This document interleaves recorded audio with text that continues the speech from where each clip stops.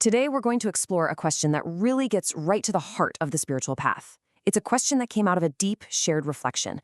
Are you truly surrendered, or are you, deep down, still fighting? Now, the insights we're about to walk through, they come from a very special place.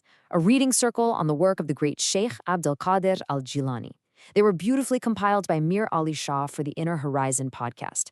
So think of this less like a lecture and more like an invitation to join in on a shared journey of discovery.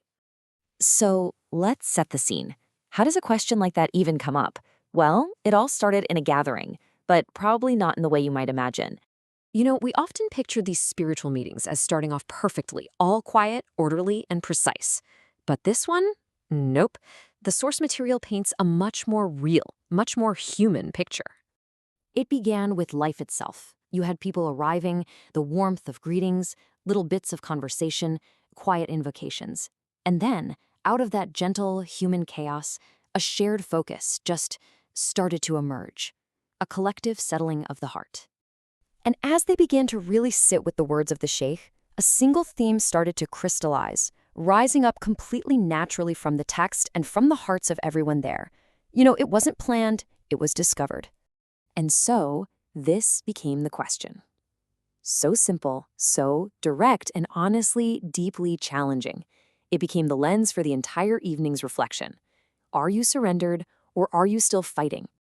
To even begin to answer that, the group first had to really understand the path itself.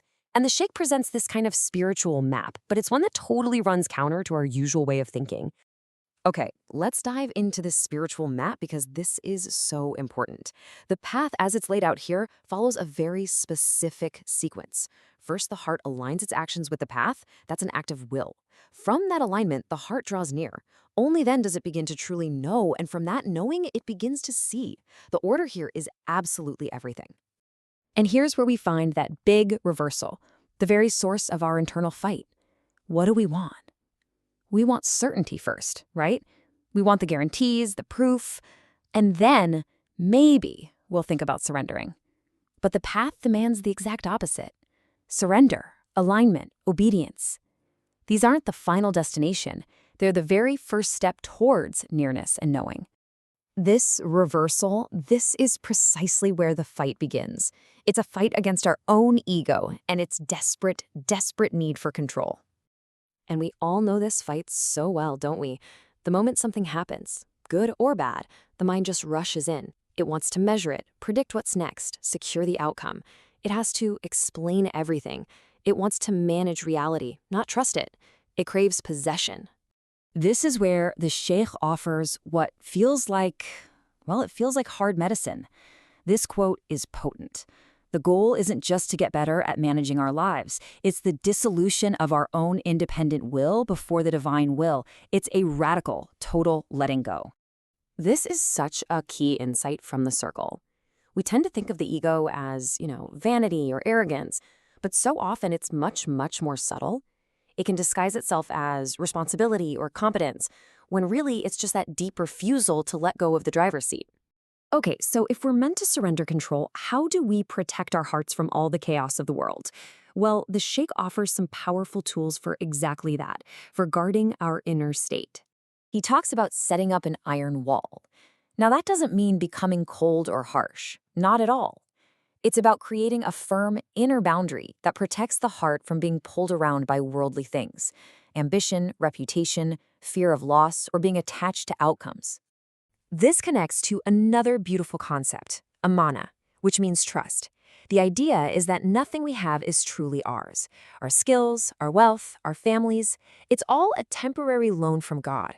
We're just custodians, not owners. And when you really get that, it naturally leads to humility. The circle landed on this really powerful connection. Humility is a form of gratitude. When you truly feel that everything is a gift, how can you be arrogant about it? Gratitude just breaks that spell of ownership. So how do we maintain this state? The group landed on this beautiful metaphor. The heart needs a vertical axis. The remembrance of God, or dhikr, that practice of repeating divine names or phrases, it roots us. It stops the mind from being dragged sideways into all the worry and fear. It brings us right back to our center. So we arrive back at our central theme, but now, hopefully, with a much deeper understanding. What does it actually mean to surrender? First, it's so important to understand what surrender is not. It is not passive resignation, it's not collapsing in fatalism, and it's definitely not just giving up. Those are actually reactions of the ego, not the heart. Instead, true surrender is an active, inward release. And this leads us to ask ourselves, really ask, what in me is still refusing to bow? What am I still desperately trying to control? And the inquiry continues inward. What worldly thing out there still has the power to dazzle me? What part of my heart still needs that iron wall for protection? You see, the path isn't a one-time decision. It's a continuous process. It's a constant, gentle invitation to just return, to repent, to remember, to simplify our lives, to be grateful for all the trusts we've been given, and to be humble in the face of it all. In the end, it all comes down to this, the whole essence of surrender. Let go of the fight. Stop trying to show up with all your plans and achievements. Just come with empty hands.